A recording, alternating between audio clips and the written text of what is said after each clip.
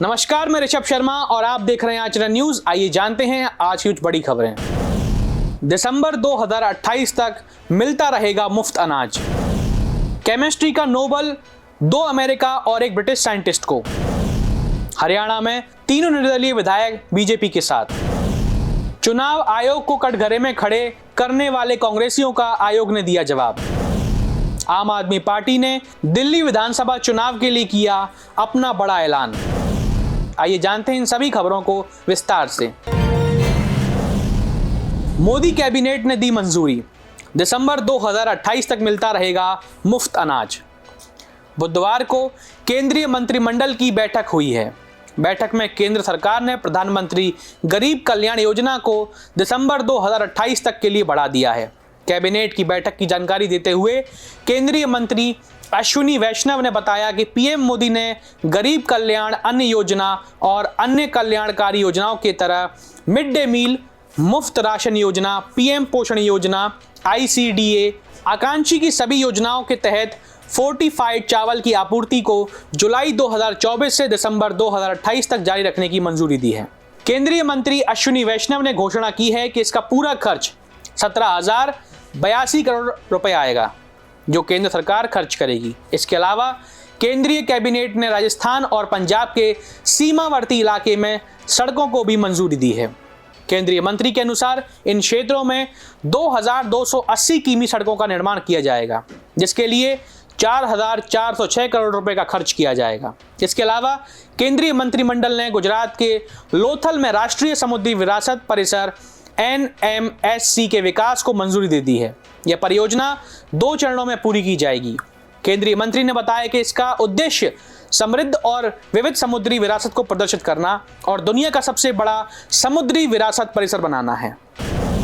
Chemistry का Nobel 2 अमेरिकी और 1 ब्रिटिश साइंटिस्ट को। प्रोटीन का स्ट्रक्चर समझाने वाला AI मॉडल बनाया। केमिस्ट्री में नोबेल प्राइज 2024 की घोषणा हो गई। इस साल ये प्राइज 3 वैज्ञानिकों को मिला।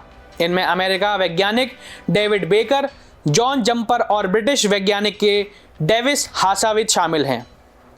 प्राइज को 2 हिस्सों में बांटा गया है। पहला हिस्सा डेविड बेकर को मिला है, जिन्होंने नई तरह के प्रोटीन का निर्माण किया।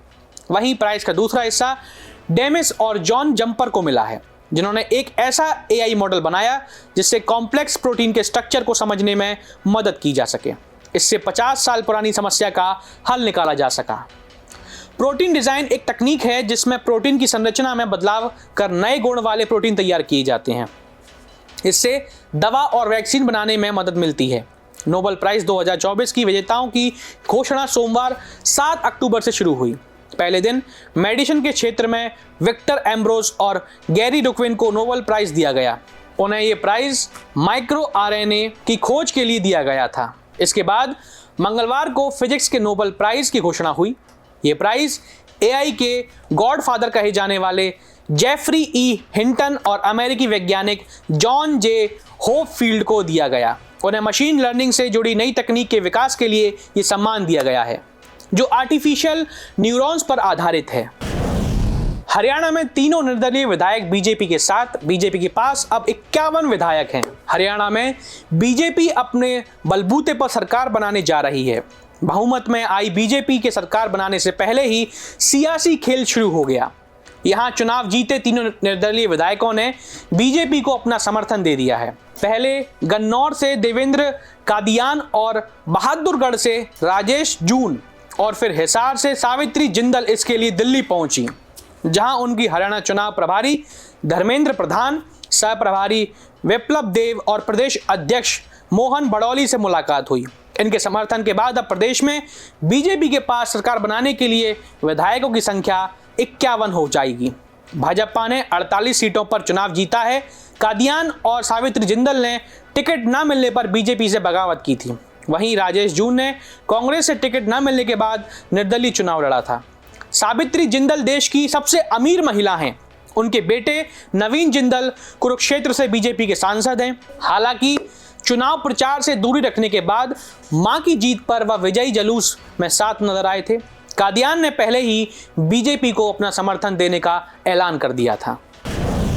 चुनाव आयोग को कटघरे में खड़े करने वाले कांग्रेसियों को आयोग ने दिया जवाब, चिट्ठी लिखकर जताई आपत्ति। कांग्रेस ने हरियाणा विधानसभा चुनाव 2024 के परिणामों को वेबसाइट पर समय पर अपडेट न करने के आरोप लगाए हैं, जिस पर चुनाव आयोग ने आज कांग्रेस अध्यक्ष मल्लिकार्जुन खड़गे को मिलने का समय दिया है। आयोग ने खड़गे को लिखी गई चिट्ठी में उनके बयानों पर आपत्ति जताई है और चुनाव परिणामों की समीक्षा के लिए पार्टी प्रतिनिधि मंडल से मिलने के लिए सहमति जताई है। चुनाव आयोग ने चिट्ठी में यह भी कहा कि आपके और विपक्ष के नेता के बयानों पर गौर किया गया है, जिनमें हरियाणा के परिणामों को अप्रत्याशित बताया गया है। कांग्रेस इसका विश्लेषण करना चाहती है और आयोग से संपर्क करने का प्रस्ताव रखती है। आयोग ने स्पष्ट किया है कि पार्टी अध्यक्ष का बयान चुनावी नतीजों पर पार्टी की औपचारिक स्थिति का प्रतिनिधित्व करता है और इस संदर्भ में आज शाम 6 बजे प्रतिनिधि मंडल से मिलने के लिए सहमति जताई गई है। आयोग ने कांग्रेस नेताओं के हरियाणा के नतीजे अस्वीकार बयान को देश की समृद्ध लोकतांत्रिक विरासत में अनसुना बताया और इसे अभिव्यक्ति की स्वतंत्रता का वैध हिस्सा नहीं माना।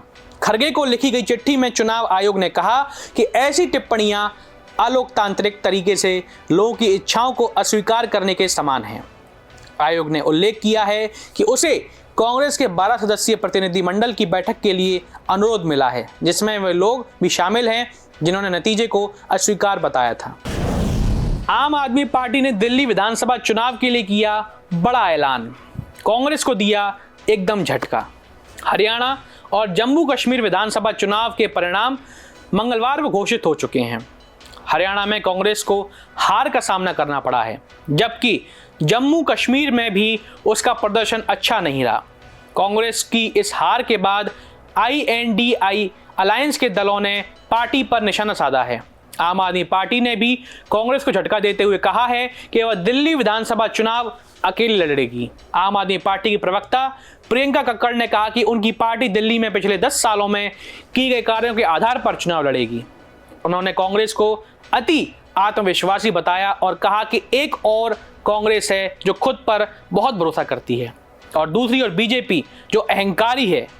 अरविंद केजरीवाल ने भी कहा कि हरियाणा के चुनाव परिणाम से ये सीखने को मिला है कि चुनावों में कभी भी अति आत्मविश्वासी नहीं होना चाहिए और हर चुनाव को गंभीरता से लेना चाहिए। दिल्ली में अगले विधानसभा चुनाव 2025 की शुरुआत में होने की उम्मीद है। 2020 में विधानसभा चुनाव में आम आदमी पार्टी में से 62 सीटें जीती थीं, जबकि बीजेपी को 8 सीटें मिली थी और कांग्रेस खाता भी नहीं खुला था। हाल ही में हुए लोकसभा चुनाव में बीजेपी ने दिल्ली की सभी 7 सीटें जीती थी। देश दुनिया की सभी खबरें देखने के लिए जुड़े रहिए आचरण न्यूज से। आचरण न्यूज, हर कदम आपके साथ।